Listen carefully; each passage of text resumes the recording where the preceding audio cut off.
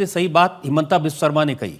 हैदराबाद में गए, उन्होंने कहा ओवैसी ने पूरे हैदराबाद में हमास के पोस्टर लगा दिए हैं।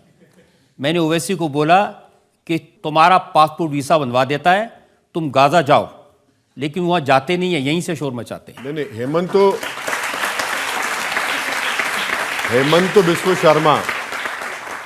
हेमंत बिस्वा शर्मा वो कुत्ते और बिस्किट की दास्तान में तो कंफ्यूजन ला लिए। वो कुत्ते और बिस्किट की दास्तान थी। हमास का कोई पोस्टर हैदराबाद में नहीं लगा, ये झूठ बोल रहा है हेमंत बिस्वा शर्मा।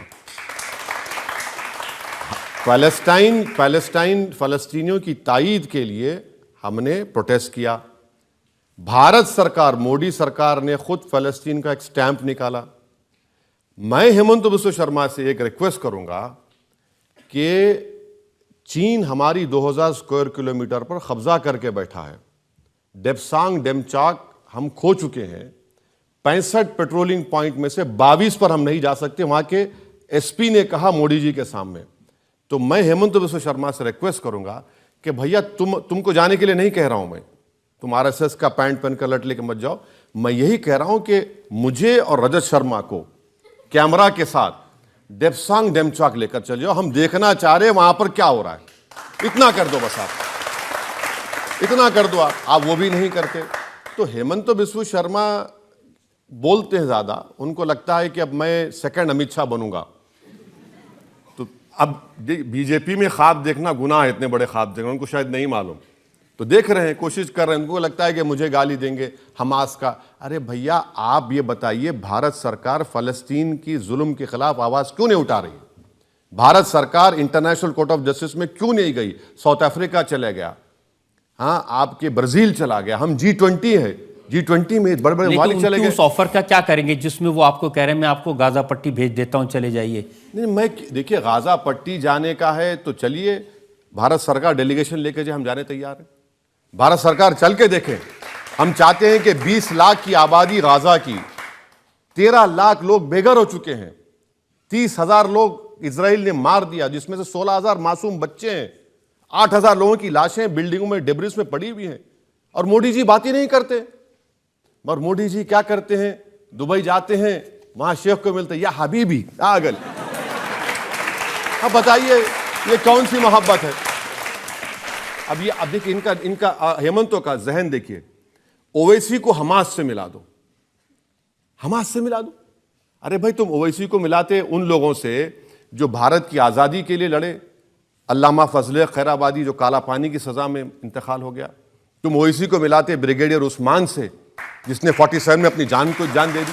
तुम ओवैसी को मिलाते हवलदार अब्दुल हमीद से, जिसने 65 की जंग में अपनी जान को कुर्बान कर दिया। तुम ओवैसी को मिलाते जौहर बरादरान से, मौलाना अबुल कलाम आजाद से।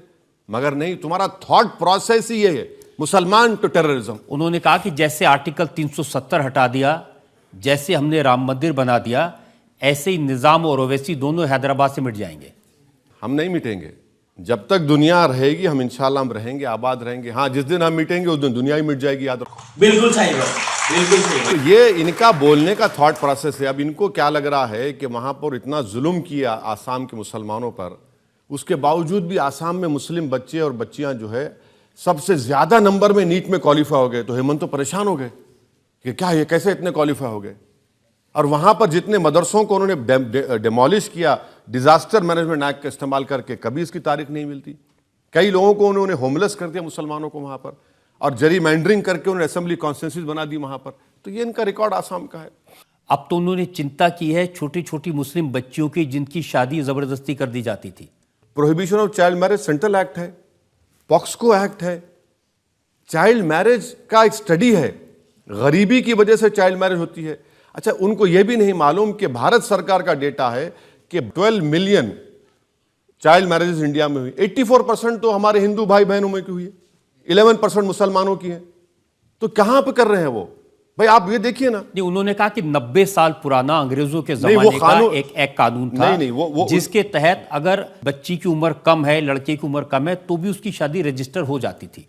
ये बिल्कुल झूठ है।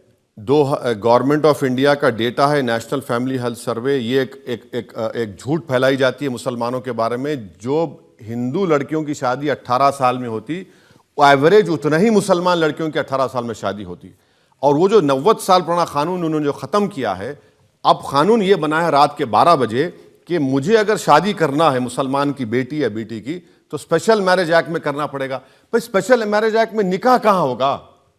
स्पेशल मैरिज एक्ट में मेहर का कहां प्रोविजन होगा जो दूल्हे को दुल्हन को देना पड़ता है? आप मेरा मजहबी रिचुअल्स जो है जिसके बगैर मेरी शादी नहीं, क्यों छीन रहे मुझसे आप? दोस्तों वीडियो कैसा लगा? वीडियो अच्छा लगा ना? अच्छा लगा है, मेरे को बहुत अच्छा लगा है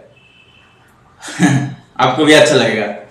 तो अच्छे लगे तो लाइक करें, कमेंट करें, और अगर आप मेरे चैनल पे नए हैं तो प्लीज चैनल को सब्सक्राइब करना ना भूलें। चैनल को प्लीज सब्सक्राइब कर दीजिए प्लीज। आज के लिए वीडियो इतना ही है, मिलते हैं कुछ नया वीडियो में। खुदा हाफिज।